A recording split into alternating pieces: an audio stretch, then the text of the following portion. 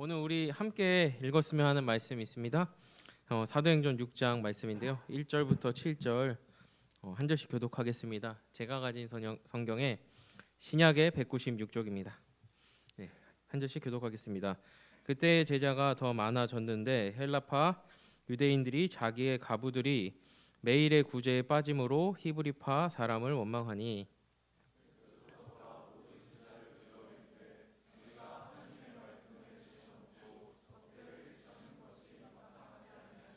형제들아 너희 가운데서 성령과 지혜가 충만하여 칭찬받는 사람 7을 택하라. 우리가 이 일을 그들에게로 맡기고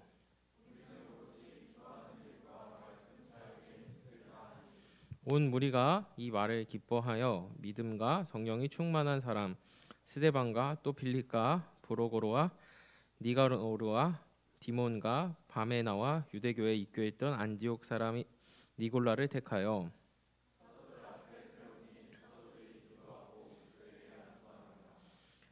함께 읽겠습니다. 하나님의 말씀이 점점 왕성하여 예루살렘에 있는 수가 더 심히 많아지고 허다한 제사장의 무리도 이 도에 복종하니라.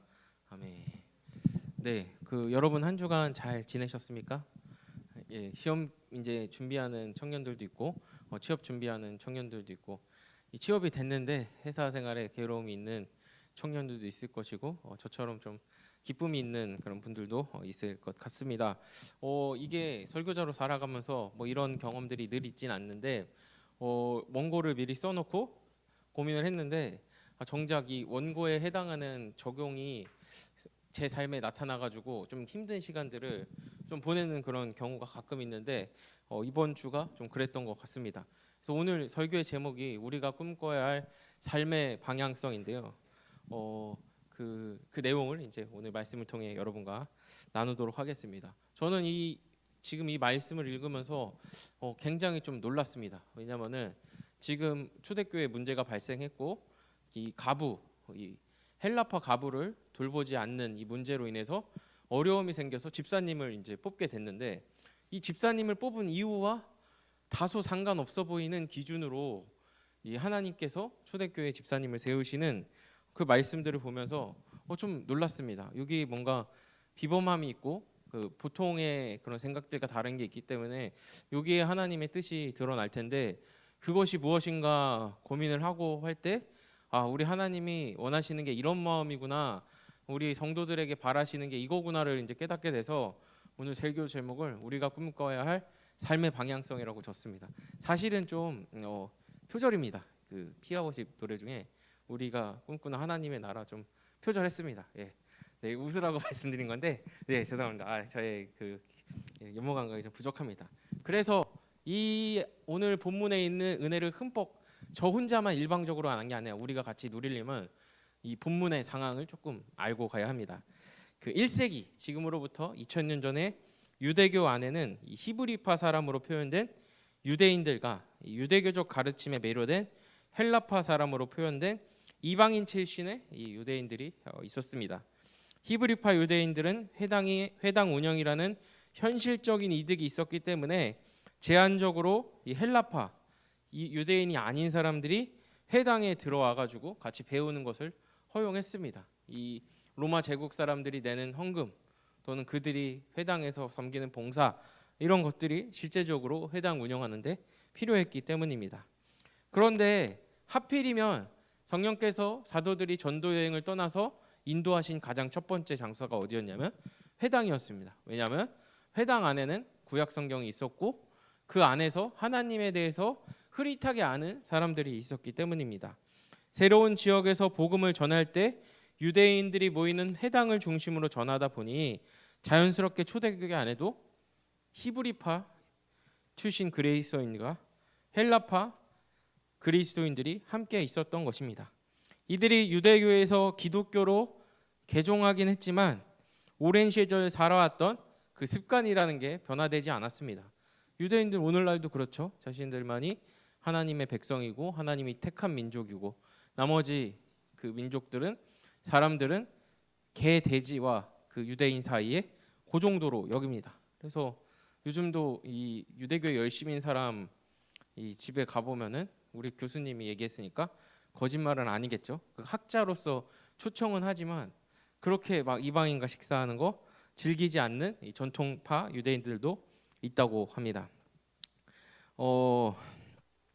히브리파 유대인들이 헬라파 유대인들을 차별한 것은 마치 우리 청년부 중에 부름받은 선교팀이 8월에 방문할 인도랑 비슷합니다. 인도가 신분제도는 폐지됐잖아요. 근데 오늘날에도 카스트 문화가 남아 있어서 이 여성 차별해가지고 여성들은 무슨 이렇게 머리에 쓰는 거 쓰고 다녀야 되고 안 다니면 막 눈치 주고, 그리고 이 자기 이름 그 성에서 이 사람이 어떤 가문 출신인지 알 수 있게 이렇게 해가지고 약간 이제 무시하고 그런 게 남아 있듯이 이 암묵적인 이 계급이 존재하는 것처럼 그리스도 안에서 하나가 되었다는 1세기 교회 안에 이 헬라파 가부들을 구제의 대상으로 삼지 않고 제외하는 문제가 생긴 것입니다. 물론 그 당시에 교회 문 밖에 나가면 히브리파 유대인들이 헬라파 사람들 차별하는 것이 유대 사회에서 그렇게 큰 문제가 아니었을 수도 있을 것입니다. 어쩌면 용인되고 뭐 조장되는 일일 수도 있었겠죠. 그러나 하나님 나라의 모형이 되는 교회 안에서는 일어나서는 절대로 안 되는 일이 일어난 것입니다. 더욱이 뭐 이렇게 생각할 수 있을 거예요. 이제 불신자의 입장에서 생각해 보면 교회에 나오는 이유가 내가 잘 먹고 잘 살기 위해서 교회에서 주는 구제나 또는 이런 돈, 물질을 목적으로 교회에 나간다고 하면은 불신자 입장에서 어떻게 볼까요? 야, 저거 진짜 뭐 참된 믿음 있는 사람 맞냐? 하나님이나 종교 신앙심이 아니라 뭔가 콩국물 따기 위해서 먹는 거 보니까 너 우리랑 하나도 다르지 않을 것 같다. 뭐 이렇게 생각할 수도 있겠죠. 근데 이건 좀 다른 문제인 게 과부를 구제하는 거는 구약에 하나님께서 신명기에 이스라엘을 이집트에서 구원해 내시고 하나님의 백성으로 어떻게 살지 명령하시면서 주셨던 아주 중요한 명령이었습니다. 신명기 10장 18절 19절 말씀 제가 읽어드릴게요. 고아와 가부를 위하여 정의를 행하시며 나그네를 사랑하여 그에게 떡과 옷을 주시나니 너희는 나그네를 사랑하라. 전에 너희도 애굽 땅에서 나그네 되었음이니라. 이렇게 박아 놓으셨단 말이에요.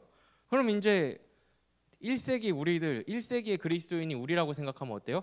이 복음 전하고 가르치는 일도 중요한데 하나님이 명령한 가부를 돌보는 일도 소홀히 할 수가 없는 겁니다. 가부를 잘 돌봤으면 되는데 이 밖에 있을 때부터 가지고 있던 이기심이 작용해서 나 좋아하는 사람 편애하고 내가 좋다고 하는 사람들 이렇게 편애해가지고 지금 문제가 발생하고 만 거예요. 그럼 결국은 이 문제 누가 책임져야 돼요? 1세기 당시 교회의 지도자였던 사도들이 책임을 져야 돼요. 근데 사도들은 지금 복음 전할 때마다 수천 명의 사람들이 회심하고 회개해서 교회로 돌아오는데 이 교회를 주님이 주신 첫 번째 목적이 뭐예요? 복음을 전하고 복음을 가르치고 진리를 수호하는 목적으로 주셨는데 이게 지금 흔들리게 된 것입니다. 그러면은 이 집사님을 세우는 목적은 뭐예요? 이 흔들린 가부들을 향한 공평한 구제를 위해서 세우고 있는데 이 하나님께서 집사를 세우는 기준을 주시는 게 굉장히 특이하고 우리에게 시사하는 바가 굉장히 깊습니다. 사도행전 6장 3절 말씀 우리 함께 읽어볼까요? 함께 읽겠습니다. 형제들아 너희 가운데서 성령과 지혜가 충만하여 칭찬받는 사람 7을 택하라. 우리가 이 일을 그들에게 맡기고. 아멘. 여러분 이제 취업 준비하는 청년도 있고 학교 다녀서 시험 보는 청년도 있고 회사 다니면서 여기 이 자리에 있는 청년들도 있고 회사 그죠 취업 준비가 회사니까 다 우리 각자의 삶이 있는데 솔직하게 한번 돌아봅시다. 내가 지금 막히는 문제가 있을 때 기도를 한다고 하면 주로 우리 어떻게 기도해요? 그 문제 해결해 달라고 기도하죠. 그 문제 해결할 수 있는 능력 달라고 기도하고 또 그 문제가 생기지 않게 해달라고 주로 기도하죠. 근데 오늘 우리가 읽은 말씀 성령과 지혜가 충만하여 칭찬받는 사람이 하나님이 쓰시고 싶어 하시는 그 사람의 기준이라는 걸 우리에게 적용하면 우리 문제와 막힘이 생겼을 때 뭘 기도해야 돼요? 성령과 지혜가 충만해지기를 기도해야 된다는 사실을 여기에서 생각하게 되었습니다. 우리는 저도 포함해서 어떤 사람이 되어야 할까 한참 고민하지만 성경은 어떤 사람이 되어야 할지 분명하게 말하고 있는 것입니다. 직분자를 세우는 원칙이나 우리가 추구해야 할 삶의 방향성이 똑같습니다. 내가 어떻게 해야 성령과 지혜가 충만하여 하나님 앞에 칭찬을 받을까? 이것에 우리의 관심을 고정하고 성경에서 어떻게 이렇게 성령과 지혜가 충만해지는지 보고 그걸 놓고 간구해야 되는 것이죠. 근데 사실 그게 잘 안 되니까 우리에게 말씀이 필요한 거고 예배가 필요한 거고 또 기도가 필요한 것이라 그런 생각을 하게 됩니다. 우리 인간 이성에는 아무래도 그 문제 해결하는데 이 전문가 모셔야 한다고 생각할지 모르겠습니다. 우리가 삶을 살아가는 방식도 좀 비슷하죠.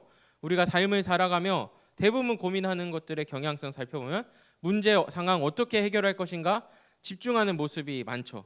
그러나 하나님의 일관된 가르침은 그 문제를 해결하는 능력보다 더 중요한 것, 모든 것 위에 뛰어나시고 세상의 창조자이시고 주관자 되신 하나님이 무엇을 기뻐하는지에 대해 우리가 관심을 갖기 원한다는 겁니다.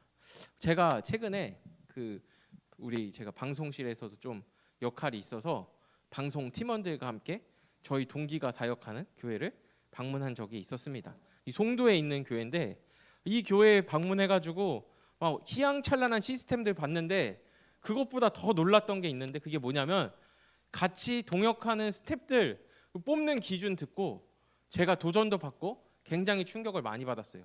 이 교회가 어떤 교회냐면 좀 설명해 드리자면 개척된 지 17년밖에 안 됐어요. 정확하게는 16년밖에 안 됐어요. 근데 지금 4,000명 모여요. 뻥 안 치고 실제적으로. 근데 인원을 자랑하는 게 아니라 상가교회에서 시작했는데 하나님이 부어주시는 그 섭리와 은혜 가운데 500명 예배당 우리와 같은 예배당을 쓰다가 한 5년 전 코로나 직전 한 6, 7년 전에 지금 2,800명 한 번에 예배드리는 예배당을 이렇게 지었어요. 그러다 보니까 깜짝 놀랐어요.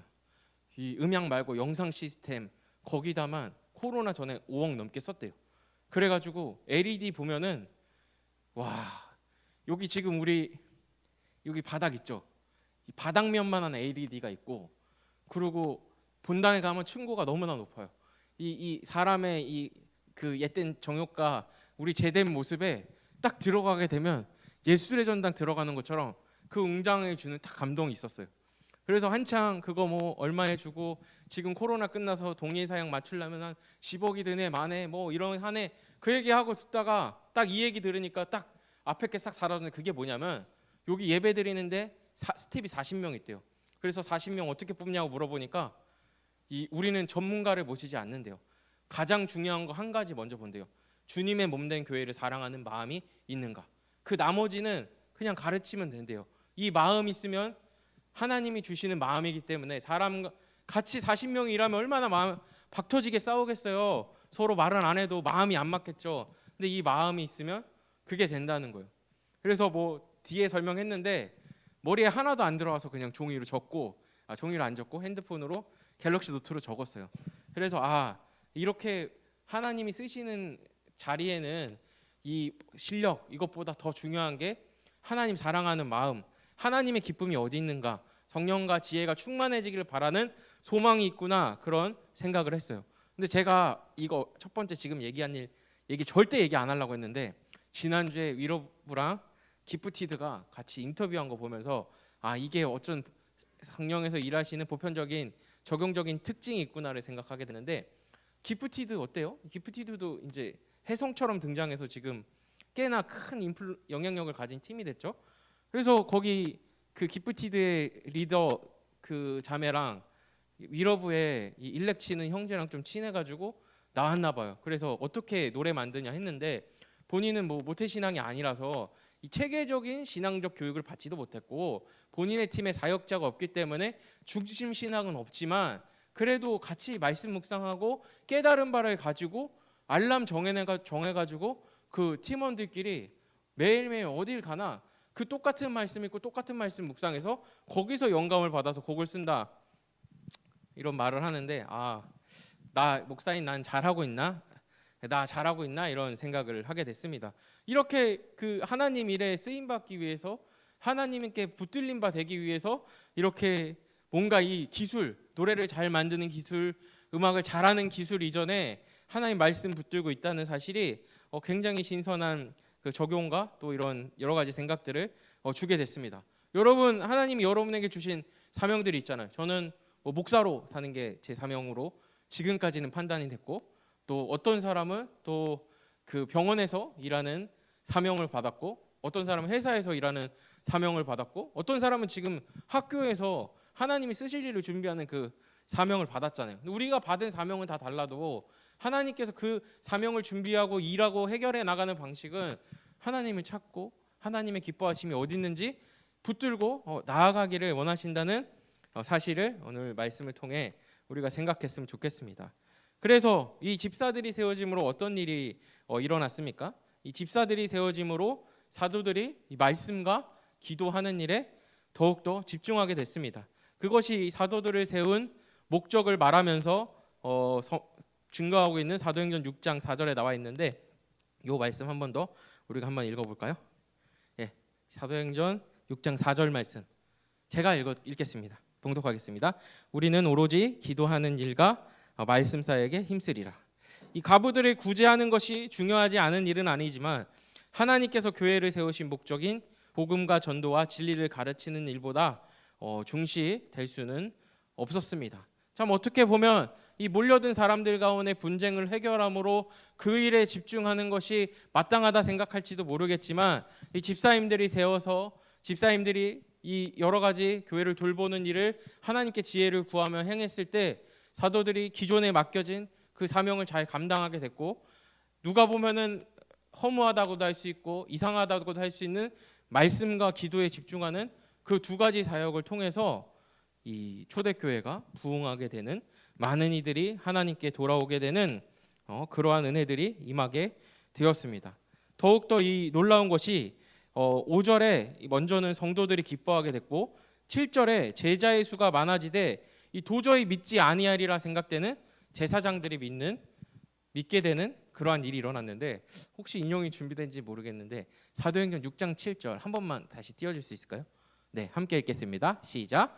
하나님의 말씀이 점점 왕성하여 예루살렘에 있는 제자의 수가 더 심히 많아지고 허다한 제사장의 무리도 이 도에 복종하니라.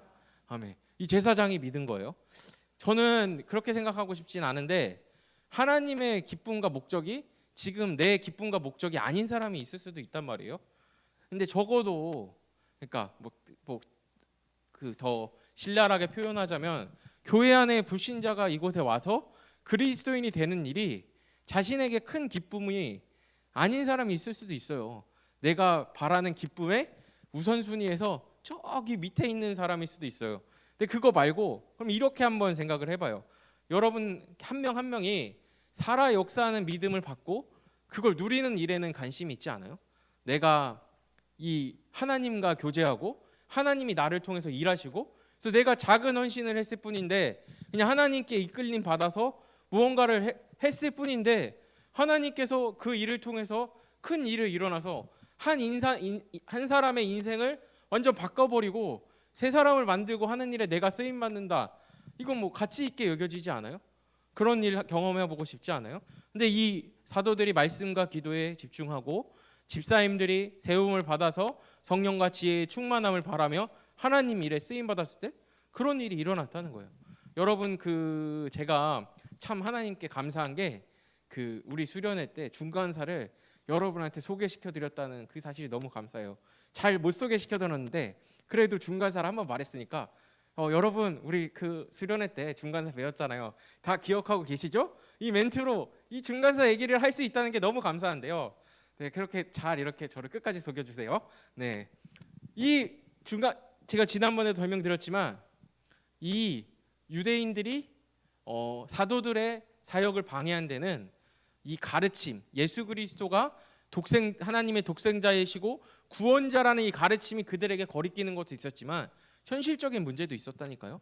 이방인 기부인으로 표현된 이 헬라파 유대인들이 회당을 운영하는데 큰 역할을 했는데 이 회당을 운영하는 큰 재정을 담당하는 사람들이 다 예수 그리스도의 복음을 듣고 그리스도인이 돼가지고 가는 이 상황에서 이 제사장이나 회당을 운영하는 그 유대인들의 입장에는 어떤 거예요?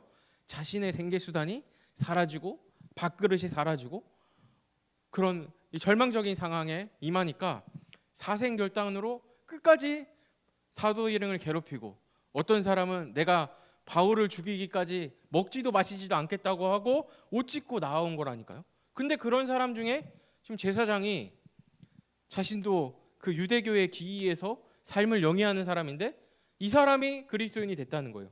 예수 그리스도의 복음을 믿고 순종하게 됐다는 것은 굉장히 놀라운 일이죠. 우리도 마찬가지죠. 매 예배마다 부름받은 그 자리에서 먼저 내가 하나님의 인재와 나를 주장하심의 은혜를 누리고 주께 붙들린 바 되어서 복음을 증거하는 자리에 나아가고, 그 자리에서 나를 통해서 예수님을 영접하는 자들이 일어난다고 하면 이게 얼마나 큰 기쁨일까요? 나를 통해서 도저히 믿지 않으리라고 생각되던 이 제사장과 같은 사람들이 그리스도인이 되고 그 사람이 기쁨을 누리게 되면 어떨까요? 제가 우리 교회 사역하면서 그걸 좀 경험을 했거든요. 그럼 잠 얼마 못 자도 행복하고, 또 약간 진짜 힘든 순간에 나를 통해서 하나님께서 이루신 그 사역의 열매들을 보면 말도 안 돼 웃고 있는 저의 모습들을 발견하고, 그래서 지금 또 행복하게 사역을 하는데, 진짜 여러분, 제가 약장수가 아니라 이 살아 역사하는 믿음을 누리는 게 너무나 좋기 때문에 같이 누리자고 권유하는 거예요. 제가 일전에 우리 전임 시작하면서 너무 힘든 날이었는데, 어떤 우리 이 안에 있는 형제랑 약속을 해가지고 신방을 겸 피아워십에 갔어요. 딱 목요일만, 장례 없는 목요일만, 이제 금요일 넘어가는 날만 제가 잠을 7시간 이상 잘 수 있거든요. 그래서 너무 소중한 날인데 일단 갔어요. 근데 같이 밥 먹고 이렇게 하고 그것도 너무 좋았는데, 아이고 너무 힘든 거예요. 서가지고 피아워십에서 스탠딩 하니까. 근데 같이 갔던 형제가 딱 예배 드리는 옆모습을 딱 보는데, 와, 저도 모르게 이 귓가에 그 미소가 걸리면서 힘이 나더라고요. 내가 뭐라고 이 착한 청년의 인생에 한 순간들을 같이 하는 경험들을 하게 되고, 이 친구랑 같이 똑같은 은혜를 누리는 그 순간들을 경험하는 거지. 와, 놀랍다. 이런 생각을 하게 되었습니다. 여러분도 이런 은혜 누리면 얼마나 좋아요. 가령 이게 복음 전도의 열매가 될 수도 있겠지만 또 다른 부분이 많이 있겠죠. 근데 너무 이제 찬양의 가사도 그렇고, 또 우리 삶을 돌아봤을 때 개인적인 영역에서 내가 하나님의 말씀에 위로받는데 너무 관심이 많은데, 그걸 넘어서 나를 통해서 하나님이 다른 영혼 부르시는데도 우리가 관심을 갖고 나아갔으면 참 좋겠습니다. 왜냐하면 그게 하나님이 우리를 향해 부르신 뜻이고 하나님의 기뻐하신 가정 중에 있는 거니까. 언제까지 이제 위로만 바라고 있을 수는 없는 거잖아요. 하나님 주신 그 은혜와 위로를 통해서 우리와 같은 은혜를 누리지 못하고 유기된 상태에 있는 친구들에게 우리가 나아가서 복음을 증거하게 되고 그 친구와 함께 걸어가게 된다면 정말 좋습니다. 그래서 강력하게 추천합니다. 그래서 우리가 어떤 삶을 살아야 되냐라고 했을 때 오늘 말씀을 기준으로 생각해 본다면, 하나님의 기뻐하심에 거하는 그런 삶을 살기를 소망해야 된다는 것이 당위적이고 꼭 필요하고 우리 영혼에 하나님이 기뻐하시는 일임을 생각했으면 좋겠습니다. 그런데 여러분 어떻습니까? 보통은 이런 생각을 안 하죠. 그래서 세상의 힘으로 살고 대부분 이제 사장님이 주는 월급으로 살아가려고 하고, 또는 내가 버는 돈의 힘을 의지해서 살아가려고 하죠. 그게 우리가 살아가는 세상이 주장하는 바고 보통의 원리입니다. 근데 성경은 어떻게 이걸 반대하고 있는지 제가 말씀 한 절 찾았는데, 그게 베드로전서 5장 7절 말씀인데 우리 함께 읽었으면 좋겠어요. 베드로전서 5장 7절. 안 됐으면 제가 읽어드릴게요. 너희 염려를 다 주께 맡기라. 이는 그가 너희를 돌보심이라. 한번 같이 읽어볼까요? 시작. 너희 염려를 다 주께 맡기라. 이는 그가 너희의 돌보심이라. 그렇죠. 우리는 염려를 이제 물질 또는 실력 또는 내가 가지고 있는 재물 또는 사람들을 통해서 해결하려고 하는데, 하나님이 그러시는 겁니다. 그렇게 하지 마라. 너희 염려를 다 내게 맡겨라. 내가 너희를 돌보실 거다. 이렇게 말을 해주고 있는 것입니다. 사랑하는 여러분, 우리가 이 염려를 주께 맡기려면 어떻게 해야 될까요? 그냥 이렇게 모르는 사람한테 맡길 수 없잖아요. 그냥 모르는 사람이 전화해가지고 지금 저 돈이 필요하고 너 재산 내가 관리해줄 테니까 나한테 다 입금해 하면은 입금하면 돼요? 안 되죠. 그렇죠? 우리가 모르는 사람한테 우리의 중요한 걸 맡길 수 없는 거잖아요. 그럼 결국은 우리가 하나님이 어떤 분이신지 알고 하나님이 나에게 어떤 일을 행하셨는지 더 자세히 알고 기억하고 그걸 바탕으로 하나님을 찾아야 됨이 너무 마땅한 것입니다. 제가 한 가지 예화를 준비했습니다. 저희 엄마가 저를 잘 아세요. 왜냐하면 제가 88년 5월 7일에 태어났는데 10개월 전부터 저랑 함께 있었거든요. 네, 그래가지고 안 웃기죠? 네, 저희 엄마가 저를 잘 아세요. 그래서 어느 날은 갑자기 이 아버지랑 누나랑 엄마한테 전화가 막 오는 거예요. 저한테 부재 중에 떠 있고, 사역 중이라서 제가 안 받았던 것 같은데 막 문자 테러를 보내고 카톡 테러를 보내는 거예요. 그래서 무슨 일이 있냐 알고 보니까 저희 엄마한테 모르는 번호로 전화 왔대요. 전화가 와서 뭐 했냐면 막 뒤에서 어떤 남자애가 막 우는 소리를 내고 깡패 같은 애가 딱 전화해서 선우 어머니 되십니까? 예, 놀라지 마시고 들으세요. 선우가 뭐 죽거나 크게 다친 건 아닌데요. 선우가 보증을 서줬는데 그게 잘못돼가지고 지금 잡혔는데 상황이 무서워서 울고 있는 거예요. 이렇게 딱 엄마한테 얘기했다고 해요. 전형적인 어떤 사람이죠? 보이스피싱이죠. 근데 저희 엄마가 1초 동안 잠깐 생각을 했대요. 하고 딱 생각을 그 짧은 순간 해보니까 우리 아들놈은 나한테도 보증을 안 써줄 놈인데 얘가 친구한테 돈을 빌려줬다는 건 말이 안 돼. 고로 이건 보이스피싱범이다. 그래서 우리 엄마가 겁도 없이 한 5분 동안 따발총으로 욕을 엄청 해줬대요. 저희 엄마 권사님이에요. 40살부터 권사님이에요. 그렇죠? 그래서 그 소식을 듣고 어머니 그분들이 다 우리 개인 정보를 알고 있으니까 앞으로 그 욕은 하지 마시고 그냥 전화 앞으로 끊고 차단하세요. 이랬는데 저희 엄마가 어떻게 안 넘어갈 수 있었을까요? 저를 잘 알았기 때문이죠. 우리도 마찬가지죠. 우리가 이 세상 염려에 또 사단의 미혹에 또 여러 가지 우리 안에 있는 내재된 문제들 가운데 하나님의 기뻐하신 방향으로 나아가려면 하나님을 알아야 되는 거예요. 하나님이 어떤 분이신지 알아야지, 하나님이 나를 어떻게 구원하시고 어떻게 사랑하고 계신지 알아야지 이 불의한 우리의 마음을 가지고 하나님께 나아갈 용기를 얻을 수 있는 겁니다. 그리고 또 가장 좋은 게 있잖아요. 나도 하나님의 자녀, 너도 하나님의 자녀, 너도 하나님의 자녀. 우리 다 하나님의 자녀인데 하나님 먼저 태어났다고 이렇게 잘해주시는 거 있어요? 성경에 누구누구는 이렇게 해주셨는데 왜 전화 안 해주세요? 기도할 수 있잖아요. 얼마나 기도의 문이 열리고 얼마나 행복한데요. 그래서 하나님이 또 이 나중에 인용으로 준비했던 것 같은데 디모데전서 4장 5절 말씀 우리 한번 읽어볼까요? 네, 디모데전서 4장 5절 말씀 함께 읽겠습니다. 시작. 하나님의 말씀과 기도로 거룩하여 짐이라. 아멘. 왜 말씀을 읽어야 되냐? 그냥 뭐 무작정 읽어도 좋긴 한데 목적을 가지고 읽으면 좋잖아요. 하나님이 말씀하셨잖아요. 말씀과 기도로 거룩해진다. 왜냐? 이 말씀을 통해 하나님이 어떤 분인지 알고 그 알게 된 바를 기도를 통해 간구함을 통해 응답받는 걸 기뻐하시기 때문에 하나님이 우리에게 그렇게 명령하시고 계신 것입니다. 사랑하는 여러분, 오늘 설교를 마치면서 하나님의 기쁨을 위해 살았던 우리 선배 그리스도인 이야기 하나 더 해드리려고 합니다. 저는 아니에요. 저는 아니니까 놀라지 마시고 이 19세기에 살았던 이 영국인 출신 이 미국인 변호사 그 스태포드라는 분이 계셨습니다. 이분 너무 내적 친밀감이 없잖아요. 오늘 이제 그 말씀 끝나고 우리 같이 이 찬양을 작사하신 분인데 그 내 평생에 가는 길이라는 찬양인데 이분이 이 교회사적으로 참 하나님께 쓰임 받은 게 있어서 이분의 이야기를 가지고 왔습니다. 이분이 그 영국 사람인데 미국에서 사업을 해서 성공을 했어요. 근데 미국에서 공장에 불이 나가지고 회사에 불이 나서 다행히 잘 수습은 했는데 쫄딱 망하게 된 거예요. 그래서 너무 황당한 일이죠. 하나님을 잘 믿는 성도에게 왜 그런 아픔이 주시나 욥이 생각나고 막 그러잖아요.